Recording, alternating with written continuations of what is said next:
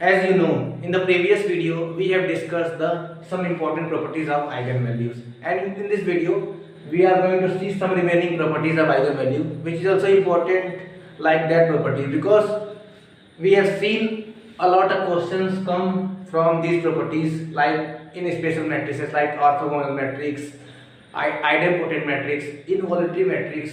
We see a lot of questions come, so we need to discuss that. So now in this video we will see the some other remaining properties of eigenvalues. So let's see. So as we have discussed the five properties already in previous video, now the sixth property is, if a matrix is singular then one of its eigenvalues will surely be zero. मतलब कि अगर कोई matrix singular है तो उसके कोई कोई ना कोई एक आइगन वैल्यू तो पक्का जीरो हो ही रहा होगा। अब बात आती है सिंगुलर मैट्रिक्स क्या होता है। तो सिंगुलर मैट्रिक्स हमने पहले ही पढ़ा है, for singular matrix determinant will be zero, ये आपको पता होगा। और अब इस आप सोचेंगे कि इस प्रॉपर्टी को हमने कैसे लिख दिया, तो हम इस प्रॉपर्टी का प्रूफ भी देख लेते हैं। तो हम जानते हैं बाय बृहस्पति product of matrix, product of eigen values is equal to determinant of matrix. अब as the matrix is singular तो डिटरमिनेंट क्या है, जीरो है। अब प्रोडक्ट ऑफ मैट्रिक्स मान लीजिए 2 क्रॉस 2 या 3 क्रॉस 3 मैट्रिक्स, 3 क्रॉस तो lambda 1 into lambda 2 into lambda 3 should be equal to 0 as it is a singular matrix. So by using Brahmas we are saying that product of eigenvalue is equal to determinant of matrix. So यहाँ पे lambda 1 into lambda 2 lambda 3 0 कब होगा, या तो lambda 1 0 हो, या तो lambda 1 lambda 2 0 हो, या lambda 1 lambda 2 lambda 3 तीनों 0 हो जाए। मतलब कि it is confirmed that one of its eigenvalue is surely 0. So this is why we have written the property number 6. I think you have got why this property has made. And now इस property में बहुत सारे question पूछे गए competitive examination में, उसी पे based मैं क्वेश्चन लूंगा और उस क्वेश्चन के थ्रू हम समझेंगे इस प्रॉपर्टीज को और समझने की कोशिश करेंगे कैसे क्वेश्चन पूछे जाते हैं इस प्रॉपर्टी के बेसिस पे। तो आइए देखते हैं एक क्वेश्चन इस प्रॉपर्टी। तो हमने एक क्वेश्चन लिया है जिसमें हमारे पास एक मैट्रिक्स ए है जिसका एलिमेंट है 3 5 2 5 12 7 2 7 5 and here we have to find the minimum eigen values. So और हमारे पास ऑप्शंस भी दिए हुए हैं। तो आइए देखते हैं कैसे इस क्वेश्चन को सॉल्व करेंगे। तो हमारे पास मैट्रिक्स ए दिया है, उसके एलिमेंट हैं 3 5 2 5 12 7 2 7 5। अब अगर हम, ये हमारा क्या है कॉलम नंबर 1, ये हमारा कॉलम नंबर 2, ये हमारा कॉलम नंबर 3। अगर हम कॉलम नंबर 1 और कॉलम नंबर 3 को ऐड कर दें तो हमें ये चीज दिख रहा है कि 3 2 5 5 plus 7 12 2 plus 5 7। That means if we are adding that means if we are doing operation of C1 is equal to C1 plus C3, then in that case the rows C1 and C2 become identical, and you know by the properties of determinant if any two rows or two columns in a given matrix is identical then determinant of that matrix will 0। मतलब कि अगर C1 को operation करें C1 is equal to C1 plus C3 करें तो हमें जो operation करने के बाद जो हमारा सिंप्लीफाइड मैट्रिक्स मिल रहा है वो है हमारे पास 5 12 7 5 12 7 2 7 5।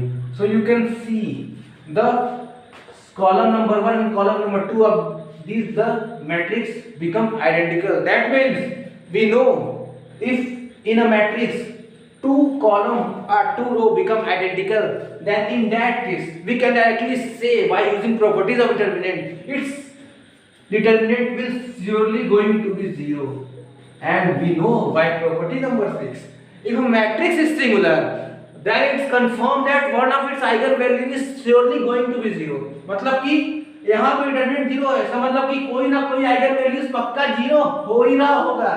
और ऑप्शन देख के पता चल रहा है कि जो सबसे मिनिमम वैल्यू दी गई है आइगन वैल्यूज की वो क्या है 0, मतलब डायरेक्टली हम बोल देंगे इसका आंसर क्या है 0, मतलब कि for the given matrix the minimum eigen value is 0।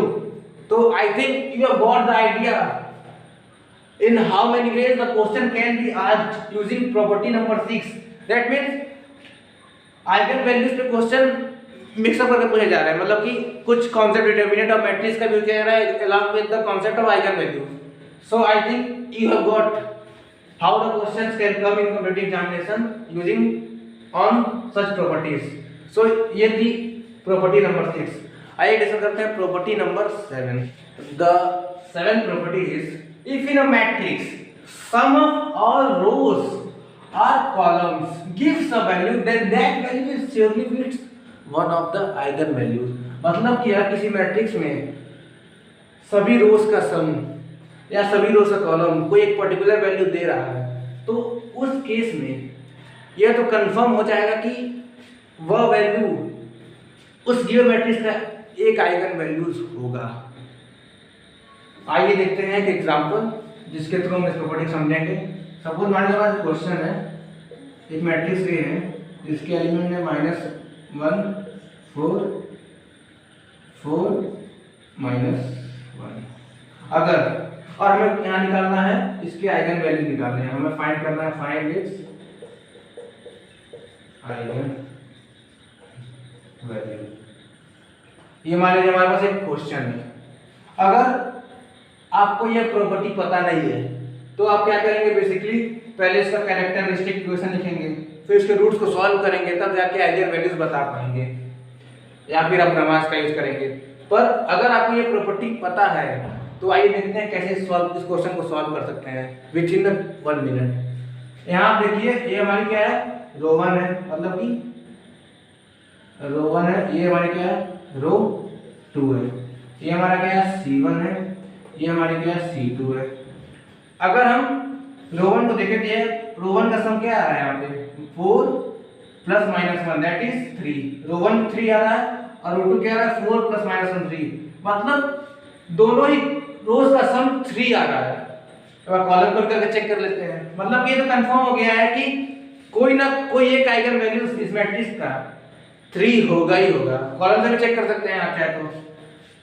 इन और एक बात आपको ध्यान देना चाहिए, अगर बाय द वे ऐसा केस आ रहा है जिसमें केवल और जितने भी रोज है उन्हीं का सम को एक पर्टिकुलर वैल्यू दे रहा है, कॉलम का नहीं दे रहा है, तो भी उस केस में भी आप मान के चलेंगे कि जो पर्टिकुलर वैल्यू आ रही है ऐड करने पे सारे रोज को वह पक्का एक आइगन वैल्यू दे, जरूरी नहीं है कि कॉलम भी वही value they.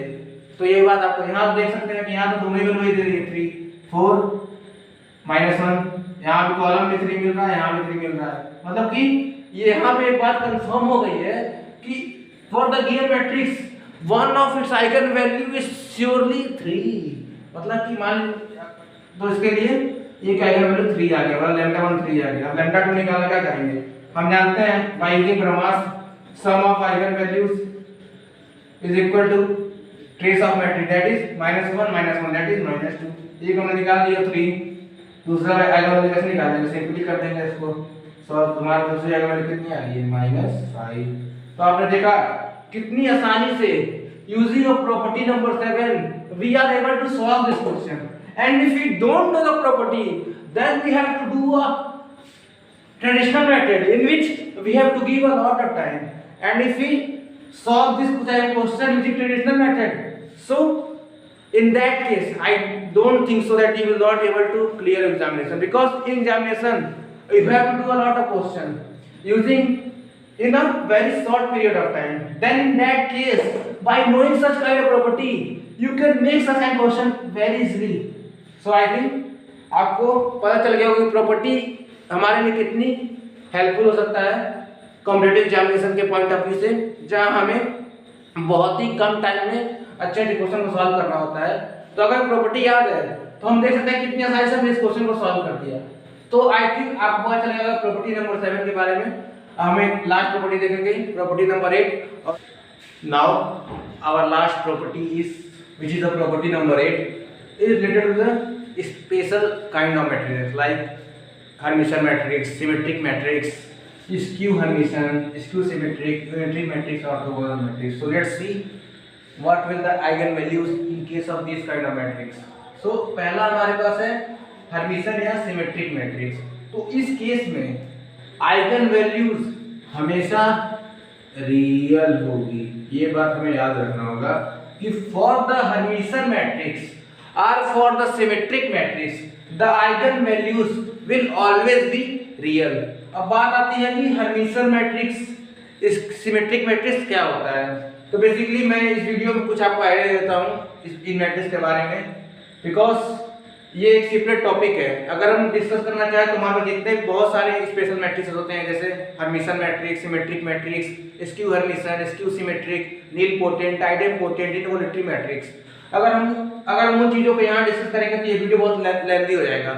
By the way, अगर आपको इन स्पेशल मैट्रिक्स की वीडियो चाहिए तो आप कमेंट सेक्शन के थ्रू आप मुझे बता सकते हैं, और मुझे जब भी टाइम मिलेगा तो मैं इस पर एक वीडियो बनाने की कोशिश करूंगा जहाँ हम कंप्लीटली डिस्कस कर लेंगे in all types of special matrices. So यहाँ पे हम बेसिकली कुछ इसके आइडिया लेते हैं कि Hermitian और सिमेट्रिक मैट्रिक्स होता क्या है। तो बेसिकली जो Hermitian होता है उसके लिए कंडीशन होती है A is equal to A conjugate पे पावर ट्रांसपोज, मतलब matrix A will be equal to the conjugate transpose of A। और मैं ये बताना चाहूंगा कि जो हमारा सिमेट्रिक मैट्रिक्स होता है वो बेसिकली एक सब मैट्रिक्स है Hermitian मैट्रिक्स का, बिकॉज अगर जो Hermitian मैट्रिक्स है बेसिकली चाहे हमारा मैट्रिक्स रियल हो या इमेजिनरी हो, किसी भी केस में आप Hermitian मैट्रिक्स लगा सकते हैं। But in case if our matrix A become real, then in that case you know for real A dash will be equal to A dash means A conjugate will be equal to A. That means in that case you can write A is equal to A transpose, and this is known as symmetric matrix. So I think you have got the link. What is the relation between the Hermitian and symmetric matrix? Basically, symmetric matrix is just like a sub part of Hermitian matrix because it is applicable only for the real matrix, whereas Hermitian you can apply Hermitian matrix in case either the matrix is even imaginary. So for these matrices eigenvalues will always be real.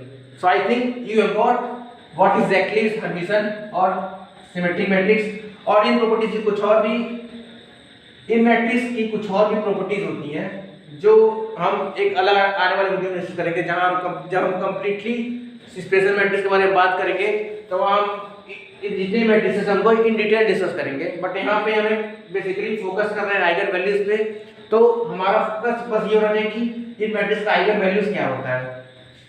अब बात आती है एक दूसरा matrix जो होता है skew Hermitian या स्क्यू सिमेट्रिक मैट्रिक्स, और मैं आपको बताना चाहूंगा in case of skew Hermitian और skew symmetric matrix the eigen values will always be 0 or purely imaginary, मतलब प्योरली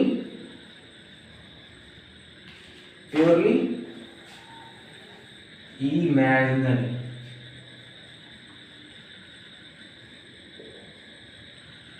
अब बात आती है कि स्क्यू Hermitian और स्क्यू सिमेट्रिक मैट्रिक्स क्या होता है।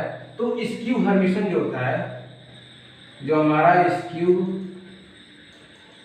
Hermitian होता है उसके लिए कंडीशन होता है A is equal to minus A bar transpose, मतलब matrix A will be equal to the negative conjugate transpose of matrix A।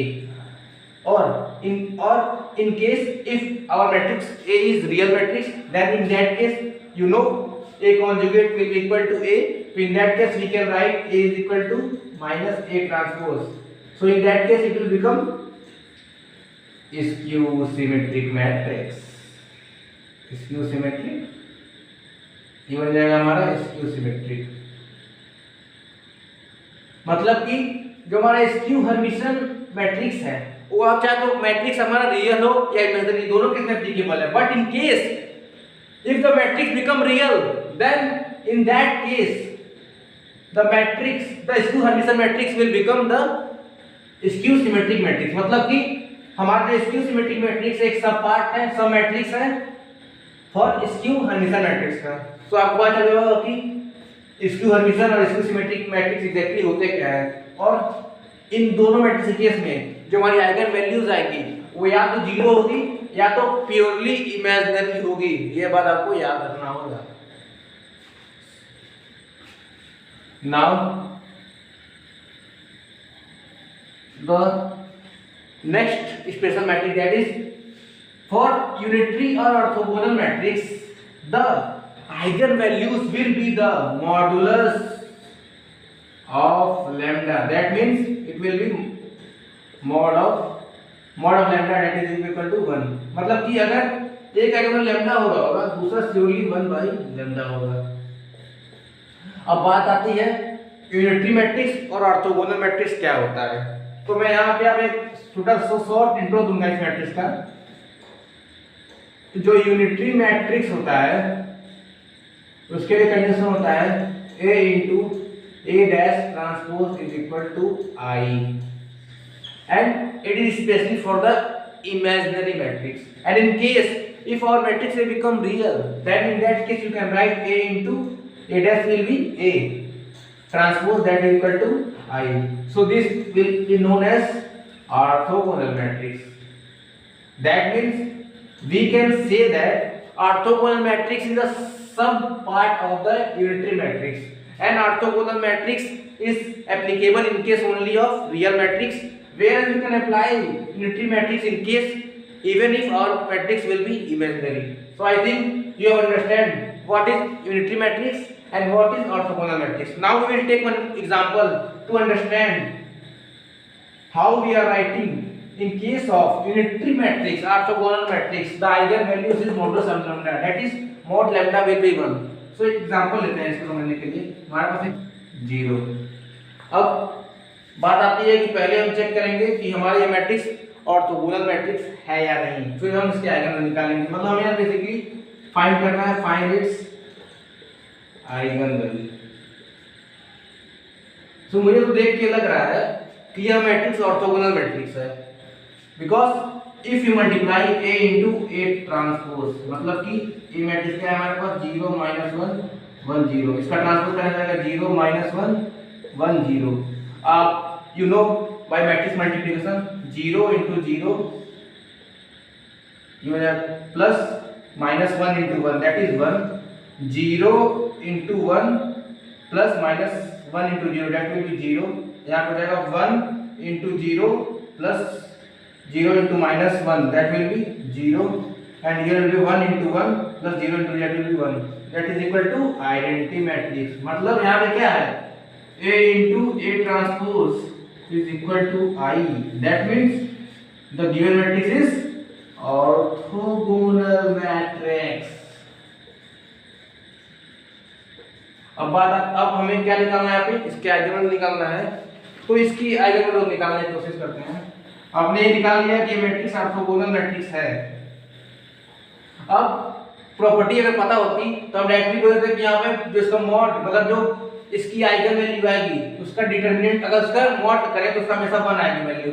अगर प्रॉपर्टी पता है तो एक बार सॉल्व करके भी देख लेते हैं यूजिंग ट्रेडिशनल मेथड। तो इसके लिए अगर हम पहले क्या लिखेंगे, कैरेक्टरिस्टिक फंक्शन लिखेंगे, because we have to find the eigen value lambda square minus s1 क्या था सम ऑफ डायगोनल एलिमेंट। तो यहां सम एलिमेंट कितना है 0, तो 0 into lambda plus determinant of A. तो डिटरमिनेंट कितना है मैट्रिक्स का, डिटरमिनेंट क्या है यहाँ पे, डिटरमिनेंट है 1 इज इक्वल टू 0। तो lambda square plus 1 is equal to 0, मतलब लैम्डा स्क्वायर क्या है -1, तो लैम्डा क्या हो जाएगा अंडर रूट ऑफ -1। तो जो हमारे पास लैम्डा की वैल्यू है, रूट ऑफ -1 क्या होता है आयोटा, तो ये आएगा प्लस माइनस आई। मतलब एक आइगन वैल्यू लैम्डा वाले से मानते हैं वो आई आ रहा है और दूसरा आ रहा है माइनस आई। अगर इसका हम लोग मॉड लें तो मॉड क्या आ रहा है 1, इसका ही मॉड ले, इसका ही मॉड कितना आ रहा है 1। मतलब कि अगर हमें प्रॉपर्टी पता है तो हमें ये सब स्टेप करने की जरूरत नहीं है। मतलब एक बार हमने आइडेंटिफाई कर लिया कि वो मैट्रिक्स कौन सा है। मतलब अगर देखिए यहाँ पे ऑर्थोगोनल मैट्रिक्स था तो हम डायरेक्टली बोल सकते थे कि इसकी जो आइगन वैल्यू आएगी उसका अगर मॉड ले तो उसकी वैल्यू हमेशा यूनिटी आएगी। बट हमने ये कैसे बोल दिया, by directly using the property. But इसीलिए आपको यह प्रॉपर्टी याद होनी चाहिए, मतलब कि अगर प्रॉपर्टी आपको पता है तो आप किसी भी क्वेश्चन को बहुत कम टाइम में सॉल्व कर पाएंगे। तो ये प्रॉपर्टी याद करने के बेनिफिट्स हैं और आपको पता चल गया होगा, मतलब प्रॉपर्टी याद है तो इस क्वेश्चन में आपको ये सब निकालने की जरूरत नहीं पड़ती है, आपको कैरेक्टरिस्टिक फंक्शन उसके बाद उसके रूट को सॉल्व करने की जरूरत नहीं पड़ती है। डायरेक्टली बोल देते कि डिटरमिनेंट जो आइगन वैल्यू है उसका मॉड लेंगे तो 1 ही आएगा। और यहाँ मैंने लिखा है एक लैम्डा हो गया 1 बाय लैम्डा, इसको भी देख लेते हैं मैंने ये क्यों लिख दिया आगे यहाँ पे। जैसे यहाँ पे लैम्डा 1 आई आया है तो लैम्डा 2 1 बाय आई होना चाहिए था, होना चाहिए था कि नहीं, बिकॉज़ मैंने यहाँ बोला अगर एक आइगन वैल्यू लैम्डा है उसकी 1 बाय लैम्डा होगा, तो एक आई है दूसरी 1 बाय होना चाहिए था। ये 1 बाय आई को माइनस आई बोलते हैं, because if you have studied in complex analysis that अगर लैम्डा 2 हम लोग 1 बाई आई लिखें, अगर इसमें ऊपर नीचे आई को मल्टीप्लाई कर दें तो ये हो जाएगा आई अपॉन आई स्क्वायर, और आई स्क्वायर क्या होता है -1, तो आई अपॉन माइनस हो जाएगा माइनस आई, मतलब बात वही है। तो I think you have got the idea in case of orthogonal matrix how to find the eigen values. So now we will see some more special kind of matrices in which we will see the eigenvalues. So now our next special matrix is idempotent matrix. Which matrix? Idempotent matrix. And I want to tell you, in idempotent matrix eigenvalues will always be 0 and 1. And now you people will think how can I write directly that in case of idempotent matrix the eigenvalues will be 0 and 1. So let's see. You know, हम जानते हैं कि for idempotent matrix we can write a square is equal to a. This is the general definition of idempotent matrix. And you know, by Cayley-Hamilton theorem we can replace a by lambda और lambda by lambda square is equal to lambda लिख सकते हैं इसको, जब इसको जब रद्द करेगा lambda square minus lambda is equal to 0। अगर यहाँ से इसको सॉल्व करें तो lambda into lambda minus 1 is equal to 0, मतलब lambda की वैल्यू क्या है, 0 आएगी या तो 1 आ रही है।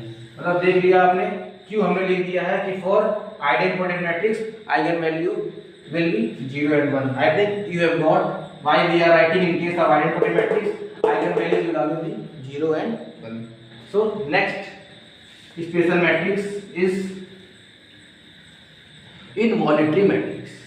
Which matrix? Involuntary matrix. Involuntary matrix. And for involuntary matrix eigenvalues will always be 1 and -1. Now let's see how can be directly write in case of involuntary matrix eigenvalues will be 1 or -1. Let's see. You know, you have studied that for involuntary matrix by its general definition a square will be I. You know, now using Cayley-Hamilton theorem we can write lambda square is equal to I, because we know in Cayley-Hamilton theorem we can replace a by lambda or lambda by a. So now if we solve it then we will get lambda is equal to plus minus 1. So आपको पता चल गया होगा क्यों हमने directly लिख दिया था इन case of involutory matrix eigen values will B 1 या -1 होगी। सो ये थी कुछ स्पेशल मैट्रिक्स के केस में आइगन वैल्यूज क्या होते हैं, मतलब कि आपको अगर आपको ये मैट्रिक्स एग्जाम में आ जाए तो उस केस में आप डायरेक्टली अगर आपको प्रॉपर्टी पता है, मतलब कि इनकी आइगन वैल्यूज आपको याद है, तो आप डायरेक्टली वहां पे बिना क्वेश्चन को सॉल्व किए डायरेक्टली क्वेश्चन को देख के ही बता देंगे कि वहां पे आइगन वैल्यूज क्या होगी। तो ये था eigen values in case of some special matrices.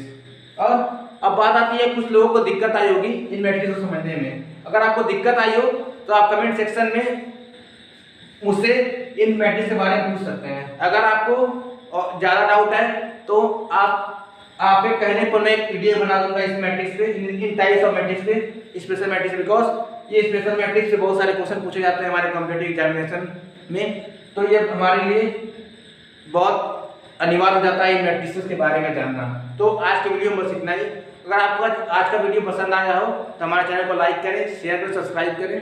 Thank you for watching.